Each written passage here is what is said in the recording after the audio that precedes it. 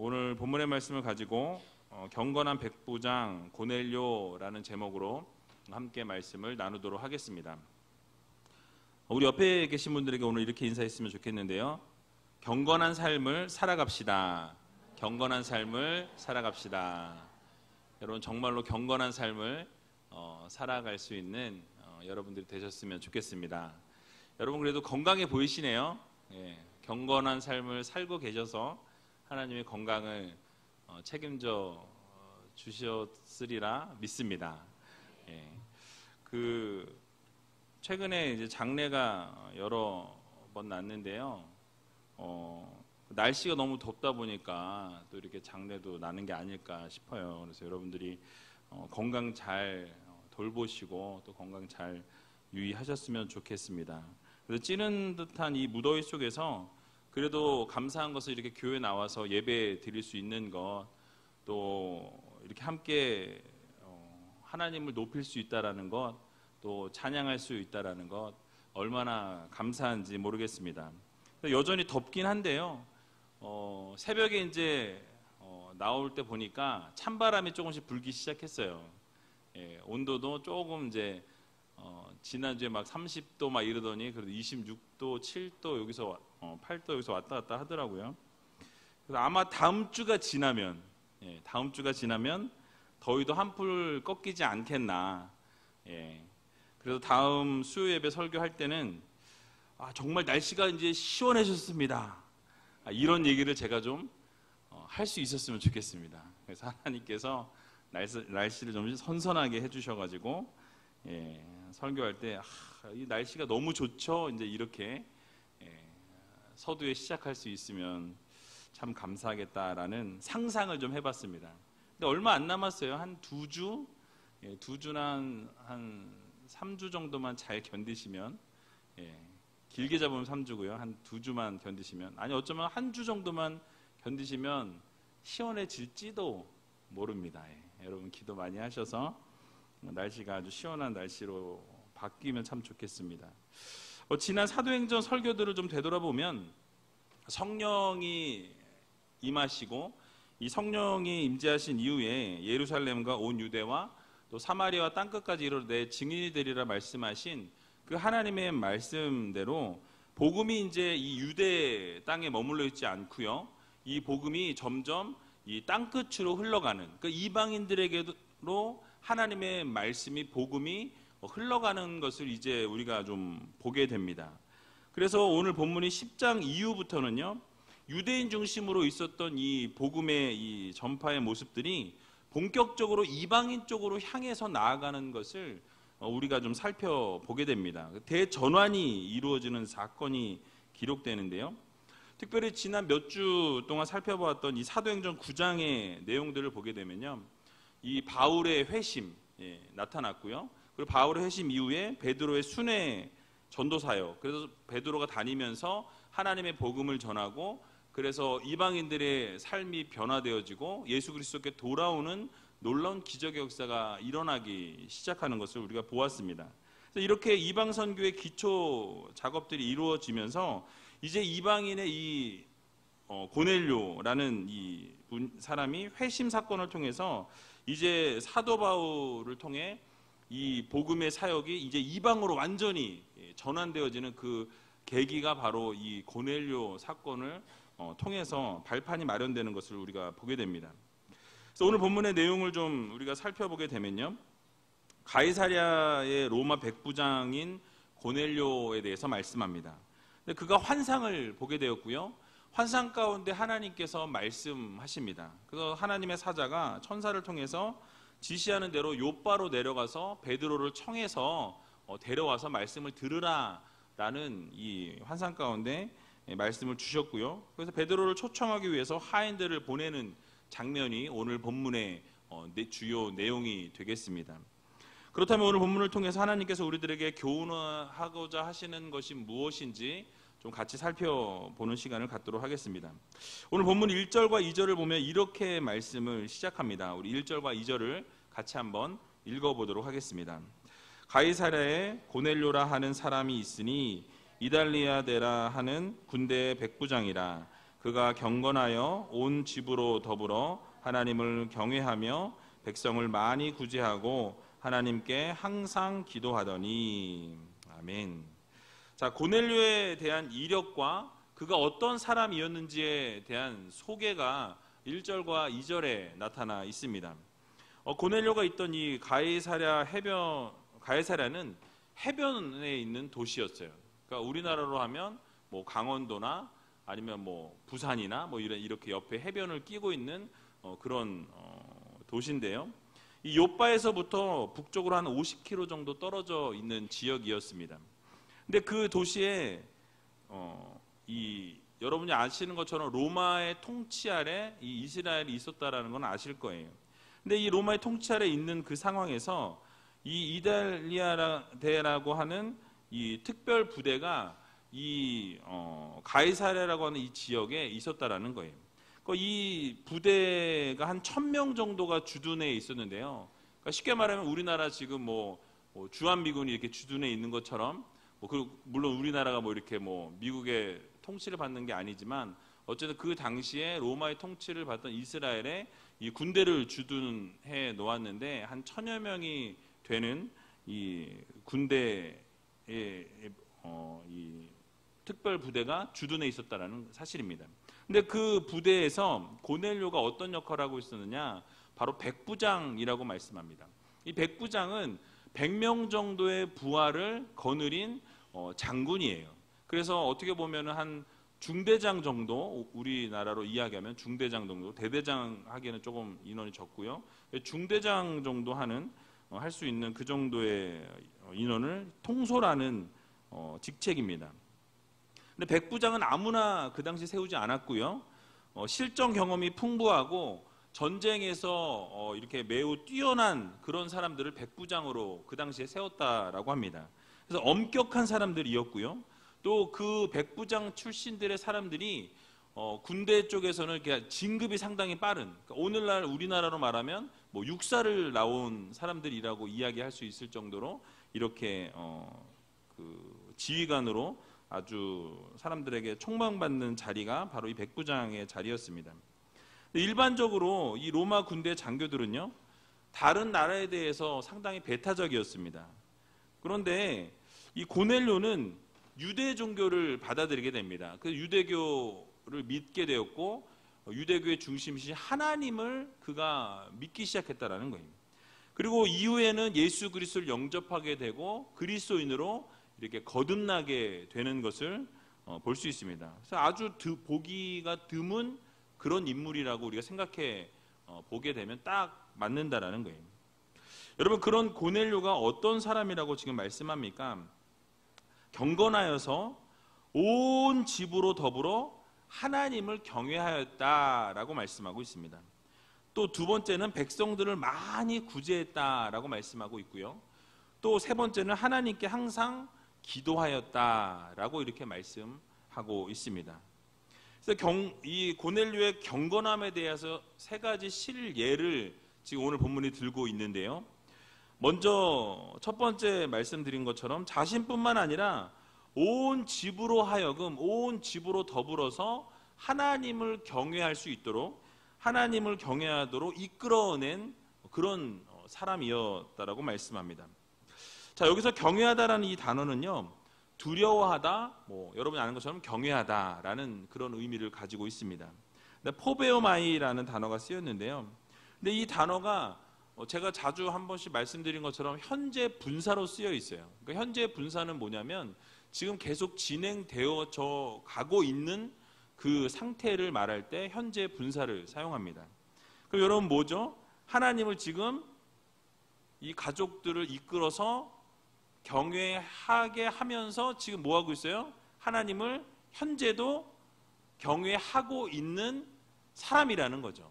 그러니까 하나님을 두려워하고 하나님을 공경하고 그 온 집의 사람들이 잠깐 하나님을 경외하게 하고 그만둔 사람이 아니라 계속해서 처음에서 하나님 앞으로 이끌어내었을 뿐만 아니라 지금도 여전히 하나님을 경외할 수 있도록 이끌어가고 인도하고 있는 사람이 바로 누구다? 고넬료라는 사람이라는 거예요. 여러분, 가족 전도하기 쉽지 않죠? 그런데 온 가족, 그 집안에 있는 모든 가족들을 이끌어냈고 그들이 여전히 하나님을 경외하고 섬길 수 있도록 계속해서 그렇게 이끌어낸 인물이 바로 이 고넬료라는 분이었다라는 거예요. 또 고넬료가 또 뭘 했다라고 말씀하죠? 백성들을 많이 구제하였다라고 말씀하고 있습니다. 여기서 많이라는 이 표현을 사용한 것은요, 다른 사람들보다 더 특별하게 많이 구제했다라는 것을 강조하기 위해서 이 많이라는 단어를 사용했습니다. 당시 로마 군인들의 모습을 우리가 생각해 보거나 그 당시 관직에서 있었던 이 관료의 삶을 살았던 사람들은요, 자신의 지위를 이용해서 식민지의 삶을 살아가는 사람들은 어떻게 했을까요? 착취하고 그 사람들의 어떤 것들을 빼앗아내는 것에 급급해 있었던 시대적인 상황이었습니다. 그런데 지금 이 고넬료라고 하는 사람은 어땠다고요? 그와는 반대로 많은 사람들을 구제하였다, 도왔다라고 말씀하고 있다라는 사실이에요. 그리고 대부분의 이 로마 군인들은 관직에 있으면서 자신의 지위를 이용해서 그 피지배 계층에 있는 사람들을 어떻게든 착취해내고 어떻게든 뜯어내려고 하는 것이 그 사람들의 모습인데, 보통의 모습인데, 고넬료는 오히려 힘들고 어려운 사람들을 구제해주고 도와주었다라는 사실이에요.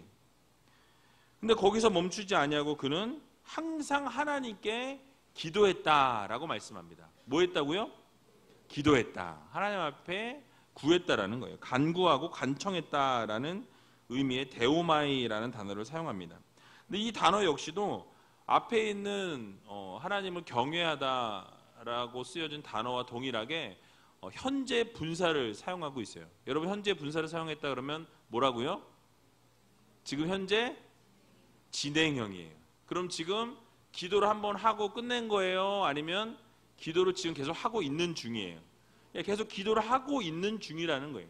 그래서 하나님께 이 고넬료가 지금 한 번 기도하고 멈춘 게 아니라 예전부터 기도해 왔고 지금도 기도하고 있는 중이라는 사실이에요. 하나님께 늘 기도를 멈추지 아니하고 늘 날마다 기도함으로 나아가는 사람이 바로 이 고넬료였다라는 것을 우리들에게 보여주고 있는 것입니다. 그래서 기도가 그의 삶 속에서 끊임없이 지속되어진 그런 인물이 바로 고넬료였다라는 것이에요. 자, 여기서 우리가 얻을 수 있는 교훈이 무엇입니까? 바로 이 고넬료의 모습과 같은 진실하고 경건한 모습이 우리의 삶에도 전반적으로 필요하다라는 거예요. 다시 말씀드리면 바로 우리 믿음의 모습에서도 이런 균형을 이루는 모습으로 서 있어야 한다라는 것입니다. 여러분, 딱 한 절에 그의 모습을 담고 있지만요, 실제로 그의 삶에는 균형 잡힌 믿음의 모습을 우리가 찾아낼 수 있습니다.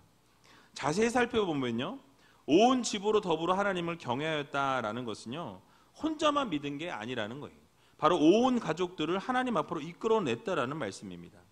바로 경건하고 진실된 모습을 지녔던 고넬료를 통해서 온 가족이 하나님을 경외하게 하도록 이끌어 줄 만큼 그의 믿음이 어떻게 했다? 아주 신실하고 확고한 믿음을 지니고 있었던 사람이라는 것입니다. 그래서 주변에 있는 온 가족들이 하나님 앞으로 나올 수 있도록 그의 모습을 보고 그의 삶을 보고 그의 어떠한 여러 가지 살아가는 그 모습 가운데 도전받고 은혜 받으면서 어떻게 해요?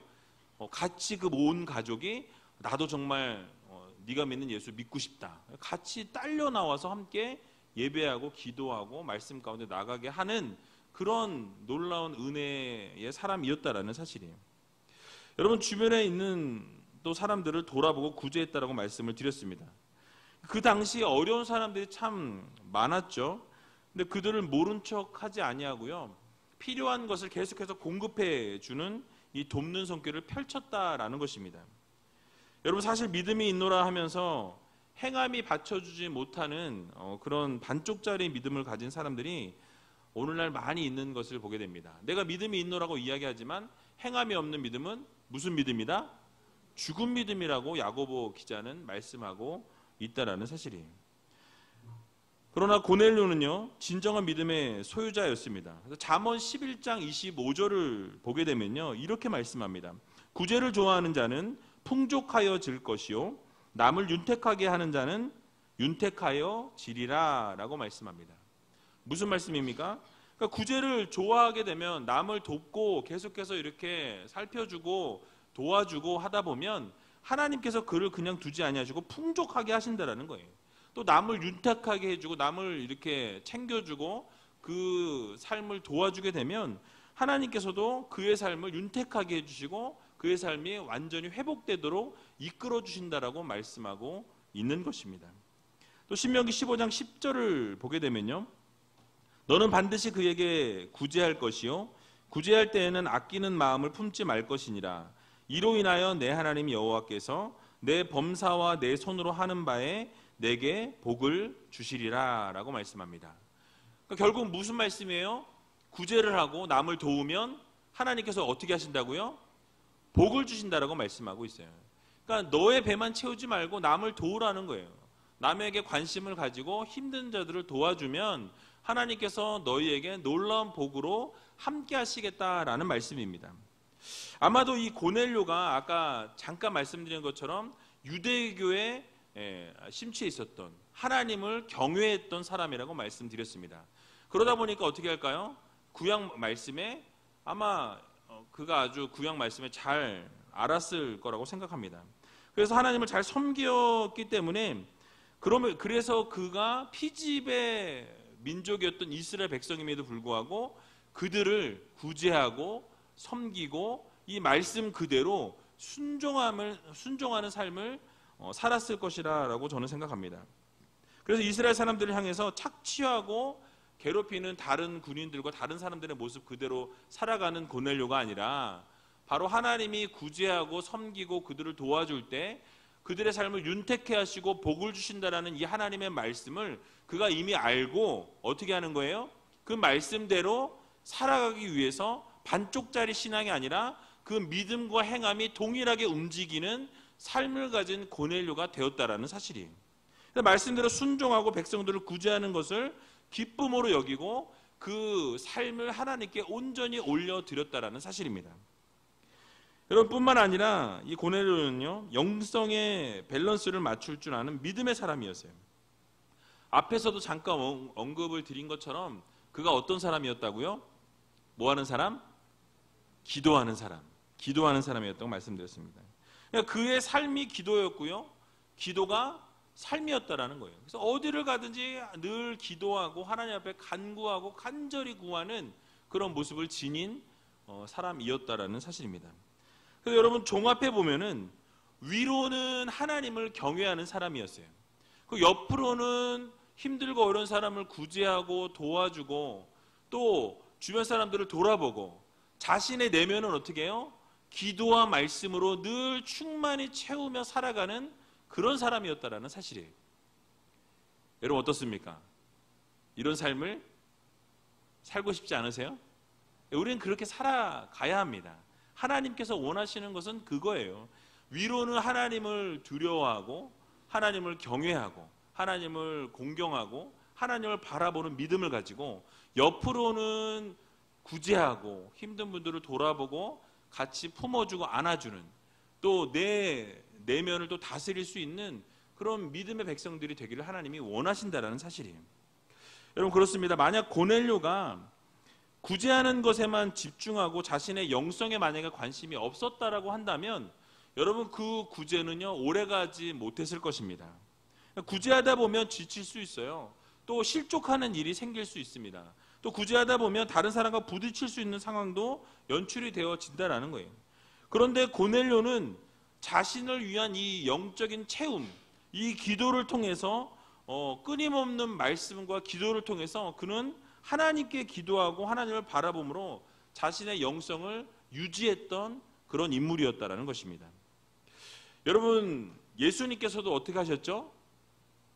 하나님이신 예수님께서도 기도하셨다라는 거예요. 그러니까 시와 때를 가리지 아니하고 틈만 나면 주님께서도 기도하셨던 것을 우리는 성경을 통해서 알 수 있습니다.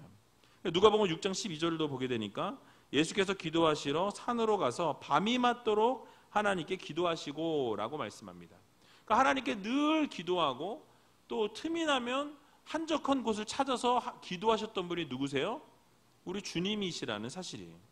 쉴 때마다 기도하시고 한적한 곳에서 하나님을 찾아 나섰다라는 사실이에요. 여러분, 기도의 사람 다니엘 어떻습니까? 여러분, 다니엘의 이야기도 잘 아실 텐데요. 다니엘을 시기하고 질투했던 이 관료들이요, 그에게서의 틈을 발견하려고 아무리 찾아도 허물이 없는 것을 보게 됩니다. 결국 틈을 잡으려고 했던 단 한 가지 틈이 뭐였습니까? 바로 하나님을 경배하는 것, 하나님을 예배하고 바라보는 것, 그러니까 하나님을 걸고 넘어지는 것 외에는 그의 그 틈을 발견할 수 없었다라고 성경은 말씀하고 있다라는 거예요. 결국 그들이 했던 일이 무엇입니까? 왕에게 찾아갑니다. 그리고 왕에게 찾아가서 우리가 법을 하나 세웠으면 좋겠습니다라고 제안해요. 뭐라고 제안하냐면 왕을 신처럼 섬기기 원한다. 우리가 왕을 섬기고 왕을 세우고 이렇게 왕에게 절하고 이렇게 했으면 좋겠다라고 이야기를 하게 됩니다. 다리오 왕이 뭐예요? 자기를 섬기겠다는데 싫어할 왕이 있겠습니까? 없어요. 나쁠 것이 없다 싶었는지 그 제안을 받아들이게 됩니다. 여러분, 그 제안은 무엇이었냐면 왕이 금령을 세우고 그 조서를 쓰라는 거예요. 그래서 어인을 찍는데 그것을 전국에 공포해달라고 이야기합니다. 근데 내용이 무엇이었냐면 30일 동안 왕 외에, 당신 외에, 다리오 왕 외에 30일 동안 어느 신이나 사람에게 구하고 기도하면 사자굴에 던지자라는 내용이었어요. 그런데 여러분, 이 조서의 도장이 어인이 찍힌 것을 알고도 다니엘은 어떻게 합니까? 기도를 멈추지 않았다라는 거예요.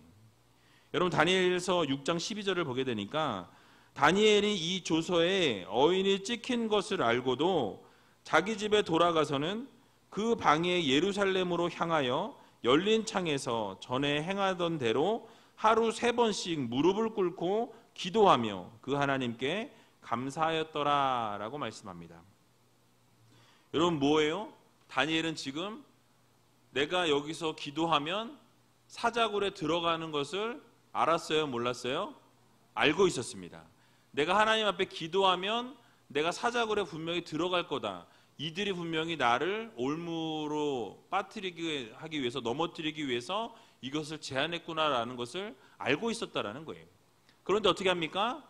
전에 하던 대로, 날마다 하던 대로, 날마다 하나님께 기도하던 대로. 근데 좀 조용히 기도하면 얼마나 좋아요. 창을 열고 예루살렘을 향하여 늘 하던 대로 기도했다라고 말씀하고 있는 것입니다. 열린 창에서 전에 행하던 대로 3번씩 무릎을 꿇고 기도했다라고 성경은 말씀하고 있습니다. 근데 더 중요한 것은요, 하나님께 감사했다라는 거예요. 그 상황에서 내가 지금 사자굴에 들어갈 상황인데, 내가 이렇게 하면 분명히 사자굴에 걸려 들어갈 게 뻔한데, 그 가운데서 그가 뭐 했다고요? 감사했다라는 거예요. 감사의 기도를 올려드렸다라는 사실입니다. 여러분, 바로 이런 모습 속에서 바른 영성이 나온다라는 거예요. 믿음의 균형을 이룬 믿음의 사람은 어떠한 일에도 세상과 타협하지 않는다라는 것입니다. 이것이 비록 내가 죽을지언정, 이것이 정말 이것을 통해서 내가 사자굴에 들어갈지언정 뭡니까? 하나님을 바라보는 거예요. 전에 하던 대로, 내가 늘 하던 대로 하나님께 기도하는 그 영성을 내가 놓지 않는 겁니다. 끝까지 붙들고 하나님 앞에 나아가는 거예요. 그 뒤에 모든 것은 하나님이 책임지신다라는 그 믿음을 가지고 다니엘은 기도했다라는 사실입니다. 이처럼 고넬료도요, 이런 영성을 유지하기 위해서 끊임없이 하나님 앞에 기도합니다. 우리도 이처럼 고넬료와 같이 균형이 잡힌 신앙생활을 유지할 수 있는 성도들이 되어야 한다는 거예요. 그것이 바로 하나님께서 우리들에게 요구하시는 것입니다. 그러니까 한쪽으로 치우친 신앙의 모습이 아니라 아까 말씀드린 것처럼 위로는 하나님을 경외하고 옆으로는 사람들을 돌아보고 구제하고 또 그들을 위해서 헌신하고 봉사하고, 그리고 내 내면을 위해서 나 자신이 계속해서 하나님을 바라볼 수 있도록 믿음을 붙잡고 기도하고 말씀 안에 거할 때 결국 그럴 때 믿음의 균형을 이룰 수 있다는 이 사실을 여러분들 모두 기억하시기 바랍니다. 그래서 이렇게 균형 잡힌 믿음의 백성들이 다 되시기를 주님의 이름으로 간절히 축원드립니다. 또 이렇게 믿음의 균형을 이루고 있던 고넬료에게 환상 중에 하나님의 사자가 찾아오게 됩니다. 오늘 본문 3절을 보게 되니까 이렇게 말씀하고 있습니다. 하루는 제9시쯤 되어 환상 중에 밝히 봄에 하나님의 사자가 들어와 가로되 고넬료야 하니 라고 말씀합니다. 여러분, 제9시쯤 되어 환상을 보게 되었다라고 말씀하고 있어요. 이 시간은요, 유대인들이 하나님 앞에 3번씩 매일 기도했는데요, 그 기도하는 시간 중에 9시라고 이야기하는 것은 오늘날의 시간으로 하면 오후 3시를 말합니다. 오후 3시에 하나님 앞에 기도했어요. 다니엘도 하루 3번 기도한 것처럼 유대인들이 하나님 앞에 날마다 3번씩 기도를 올려드렸다라는 거예요. 그런데 고넬료도 그 유대의 전통을 따라서 하나님 앞에 날마다 정해진 시간이 되면 하나님 앞에 기도하는 그러한 모습의 하나님의 자녀였다라는 사실이에요. 이렇게 기도하고 있는 그때에 하나님의 사자가 환상 중에 나타나게 됩니다. 그리고 사자가 뭐라고 이야기합니까? 오늘 4절 같이 한번 읽어보도록 하겠습니다. 고넬료가 주목하여 보고 두려워 가로되 주여 무슨 일이니까? 천사가 가로되 내 기도와 구제가 하나님 앞에 상달하여 기억하신 바가 되었으니. 아멘. 자, 천사가 고넬료에게 너의 기도와 구제가 어떻게 되었다고요? 하나님 앞에 상달되었다라고 말씀하고 있습니다. 그러니까 상달되어서 기억하신 바가 되었다라고 말씀하고 있어요. 여러분, 그래서 하나님께서 천사로 하여금 이제 베드로를 청해서 네가 베드로를 데리고 와서 그 베드로를 통해서 예수 그리스도의 복음을 전해 듣기를 원하셨다라는 거예요. 그래서 그 복음을 전해 듣고 구원하기 위해서, 이 고넬료를 구원하기 위해서 베드로를 청하게 천사를 하나님께서 보내셨다라는 것입니다. 그래서 고넬료의 기도와 구제를 기억하기 하셨기 때문에 이 고넬료를 하나님이 구원하시기로 작정하신 거예요. 여러분, 그렇습니다. 우리 하나님께서는요, 우리가 드렸던 기도와 이 선행, 구제, 하나님께서는 반드시 기억하시는 하나님이심을 여러분 믿으시기 바랍니다. 그래서 그에 상응하는 은혜와 상급도 부어주시는 하나님이시라는 사실이에요. 여러분, 아브라함이 소돔 땅을 위해서 간절히 기도하고 중보할 때 여러분들 아는 것처럼 의인 10명이 없어서 결국 망하게 됩니다. 그러나 멸망하긴 했지만 그곳에 살고 있었던 누가 구원을 받아요? 조카였던 룻이 구원을 받게 됩니다. 그래서 이 룻이 구원을 받게 되는데요, 창세기 19장 29절을 보게 되면 이렇게 말씀하고 있습니다. 하나님이 들의 성들을 멸하실 때 곧 롯에 거하는 성을 엎으실 때에 아브라함을 생각하사 롯을 그 엎으시는 중에서 내어 보내셨더라 라고 말씀합니다. 뭐라고 말씀하고 있어요? 하나님이 멸망을 시키실 때, 그 소돔성을 멸망하실 때에 엎으실 때 그 성을 엎으셨다라고 표현하고 있어요. 그런데 아브라함을 생각하사, 누구로 생각해요? 아브라함을 생각하사. 아브라함이 하나님 앞에 간절히 기도하고 구했던 그 기도, 의인 아버지 하나님 50명 아니 40명 계속 딜하잖아요. 10명까지만 하나님 해주시면 안 되겠습니까? 끝까지 이렇게 하나님 앞에 기도하는. 그래서 결국 그렇게 기도했던 아브라함을 하나님이 생각하셨다라는 거예요. 그래서 아브라함을 생각하셔서 롯을 그 엎으시는 중에서 그를 내어 보내주셨다라고 말씀하고 있다라는 거예요. 그러니까 하나님께 기도했던 이 아브라함의 기도가 결국 하나님께 상달되어서 하나님이 그 기도를 들으시고 조카 롯을 구원해 내셨다라는 사실이에요. 여러분, 히스기야 왕은 어떻습니까? 죽게 될 것이라고 이사야로부터 말을 듣게 되죠. 그럴 때 간절히 하나님 앞에 기도하기 시작합니다. 하나님, 나의 그 진실했던 모습, 하나님을 잘 섬겼던 거 하나님 기억하시지 않으십니까? 그리고 기도해요. 그리고 나의 행함에 대해서 주 앞에서 선하게 내가 행했던 그 모습 주님 당신이 아시지 않습니까? 하나님 아시지 않습니까? 통곡하면서 눈물로 하나님 앞에 기도했다라고 성경은 말씀합니다. 그랬더니 하나님이 어떻게 하세요? 히스기야의 그 삶을 15년을 연장시켜 주셨다라고 성경은 말씀하고 있다라는 거예요. 그러면서 뭐라고 이야기하시냐? 너의 기도를 들으시고 내 눈물을 보았다라고 말씀하세요. 그러니까 하나님께서는 우리가 기도하는 것, 너가 그렇게 행했던 그 모습 하나님 기억하시고 네가 기도할 때, 엎드릴 때, 눈물을 흘려 하나님 앞에 간절히 통곡하며 나아가게 될 때에 하나님은 그것을 기억하셔서 다시 복으로 우리에게 갚으시는 하나님이시라는 이 사실을 여러분들 모두 믿으시기 바랍니다. 그래서 우리의 행한 선행과 하나님께 올려드린 기도는 결코 헛되지 아니하다라는 거예요.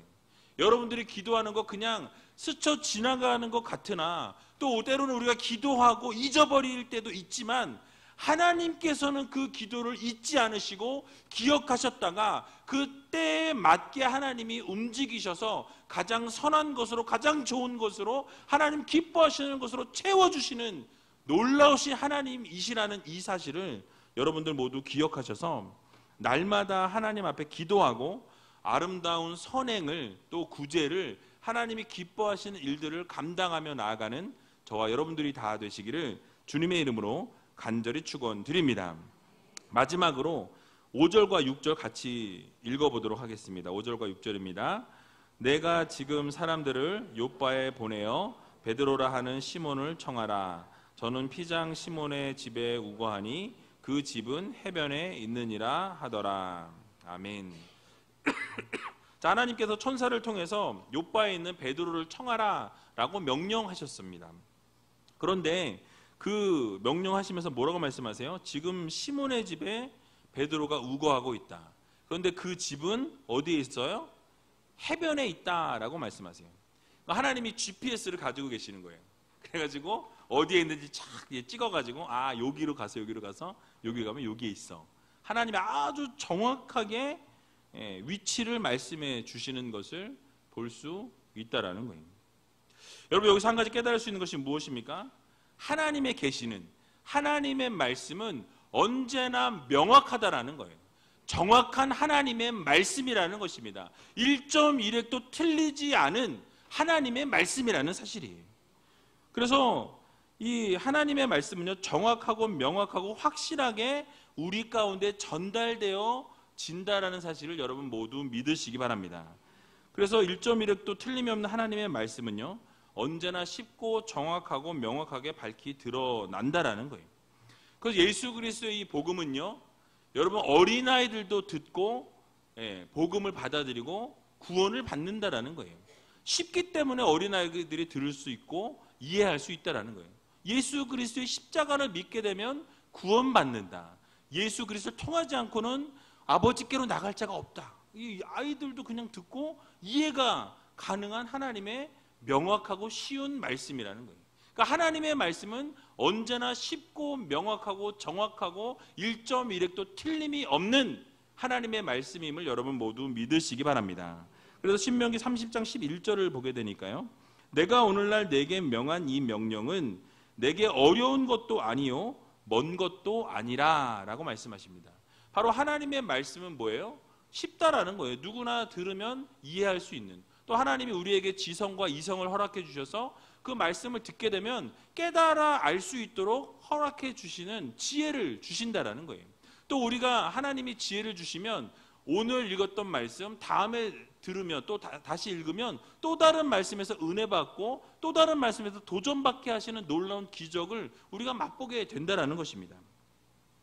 또 시편 19편 7절과 8절의 말씀을 보게 되면요, 여호와의 율법은 완전하여 영혼을 소송케 하고 여호와의 증거는 확실하여 우둔한 자로 지혜롭게 하며 여호와의 교훈은 정직하여 마음을 기쁘게 하고 여호와의 계명은 순결하여 눈을 밝게 하도다라고 말씀합니다. 여기서 여호와의 율법, 여호와의 증거, 여호와의 교훈, 여호와의 계명, 말을 다 바꿨지만 결국 뭡니까? 하나님의 말씀이에요.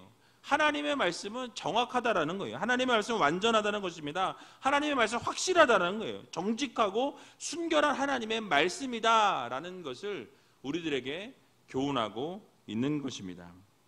그러므로 사랑하는 우리지혜교회 성도 여러분, 하나님의 말씀은요 언제나 쉽고 정확하고 명확하고 확실하다라는 것, 그리고 완전하다라는 것 여러분 기억하시고, 이 하나님의 말씀대로 순종하면 결국 그 말씀 따라 살아가는 우리들에게 놀라운 복으로 놀라운 은혜를 채워주신다는 이 사실 여러분 믿으시고, 날마다 그 확실한 말씀 안에 또 정말 정확한 아주 조금의 오차도 1.1획의 오차도 없는 하나님의 말씀을 믿고 하나님만 바라보며 걸어나갈 수 있는 저와 여러분들이 다 되시기를 주님의 이름으로 간절히 축원드립니다.